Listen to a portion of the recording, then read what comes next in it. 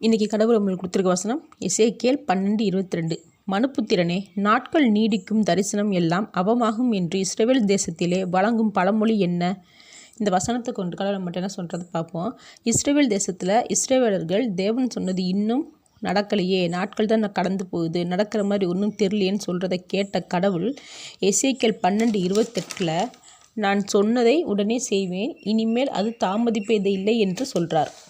ஆனால் தேவன் இஸ்ரவேலர்களுக்கு சொன்ன தீர்க்க தரிசனம் ரொம்ப நாள் கழித்து நடக்க போகிறதா தான் சொல்லியிருப்பார். அந்த தரிசனத்தை எசேக்கியேல் இஸ்ரவேலர்கிட்ட சொல்லும்போது எசேக்கியேல் 12:27 தூரமாக இருக்கிற காலங்களை குறித்து இப்போவே தீர்க்க தரிசனம் சொல்கிறானேன்னு பேசுகிறாங்க.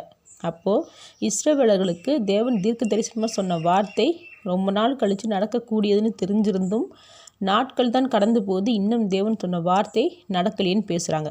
அப்படி பேசும்போது தான் தேவன் ரொம்ப நாள் கழித்து நடத்தணும்னு திட்டம் பண்ணினதை இனி தாமதிப்பதில்லை, உடனே நடத்துவேன்னு சொல்லிடுறார். கடவுள் நினச்சார்னா அவர் சொன்னதை ரொம்ப நாள் கழித்து நிறைவேறக்கூடியதாக இருந்தாலும் இன்றைக்கே உடனே அதை செய்வார். அவ்வளோ வல்லமை உள்ளவர். நாமும் நிறைய தடவை சொல்கிற வார்த்தை நாட்கள் தான் கடந்து போகுது, தேவன் சொன்னது இன்னும் ஒன்றுமே நடக்கலையேன்னு, நடக்கிற மாதிரி அறிகுறிகளே இல்லையேன்னு.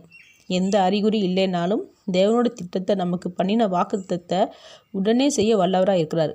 நமக்கு தூரமாக இருக்கிற விஷயத்த சொல்லியிருந்தாலும் அது இனி தாமதிப்பதில்லை, உடனே செய்வேன்னு தேவன் சொல்கிறாரு. அதனால் தேவனுடைய வார்த்தை என்றைக்குமே விசுவாசிப்போம். ஆமீன்.